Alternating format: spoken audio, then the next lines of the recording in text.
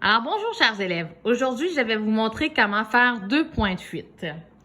Les points de fuite sont très intéressants à utiliser quand on veut créer davantage de réalisme à notre dessin. Ils sont aussi très pertinents dans tous les domaines liés au dessin.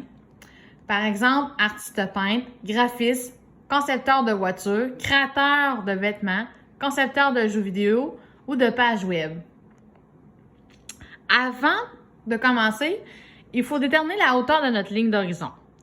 Pour bien la déterminer, il faut savoir que lorsqu'on place notre ligne d'horizon au centre de notre feuille, c'est comme si on regardait au niveau de nos yeux. Si on place la ligne d'horizon plus haute, c'est comme si tu regardais d'en haut d'un gratte-ciel. Si tu places la ligne d'horizon plus basse, c'est comme si tu regardais d'en bas ou d'en dessous. Dans le cadre de notre projet pour créer une maison canadienne ancestrale, dans l'objectif de faire un village de Noël, il faut que ta ligne d'horizon soit au 1/4 de la hauteur de ta feuille. Une fois que tu as bien placé ta règle, tu peux tracer ta ligne d'horizon, enfoncer, parce que tu vas en avoir vraiment besoin. C'est ce qui permet de séparer la partie ciel et terre. Sur cette ligne d'horizon, tu places tes deux points de fuite, donc aux extrémités de ta ligne d'horizon.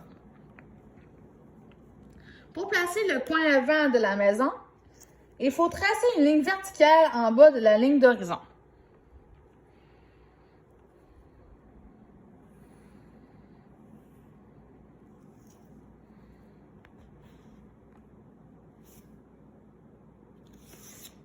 La hauteur de la ligne va déterminer la hauteur de ta maison.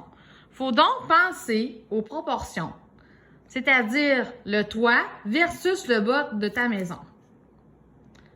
Par la suite, reliez les points de fuite avec les sommets de ton arête. En pâle, car ça va créer tes lignes de construction. Ça va être plus facile si tu les fais en pâle pour pouvoir les effacer lorsque tu n'auras plus besoin.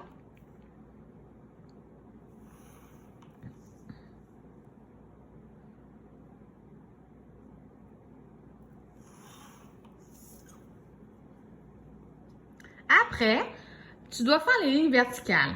Ça détermine la longueur de la façade de ta maison.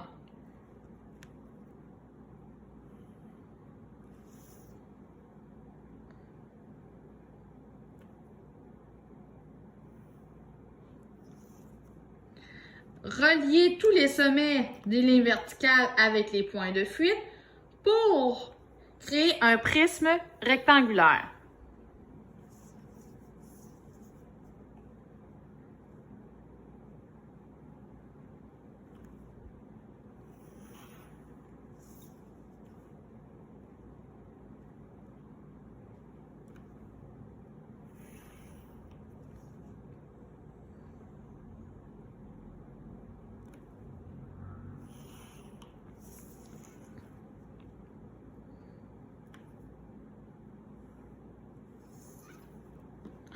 Ensuite, tu dois trouver ton centre. Pour ce faire, tu vas devoir dessiner un X sur les deux côtés.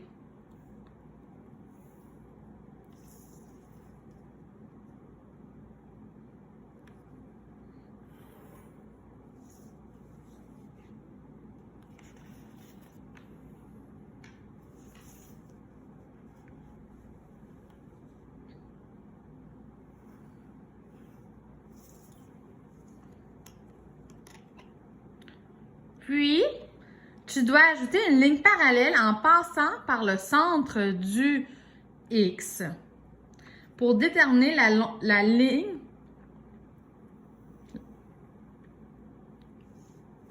de ton faîte de toit.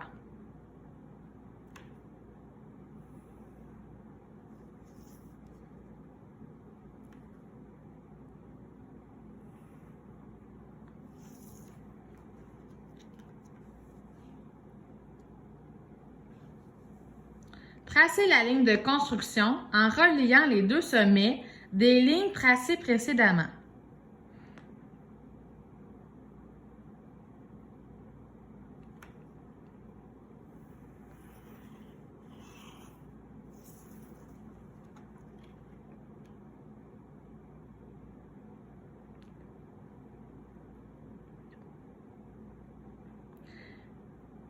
Après, il faut dessiner la pente de toit.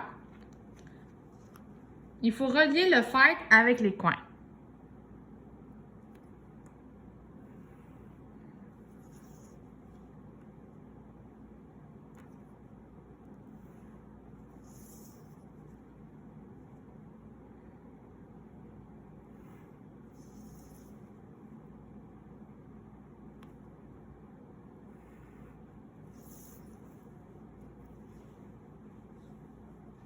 Voilà!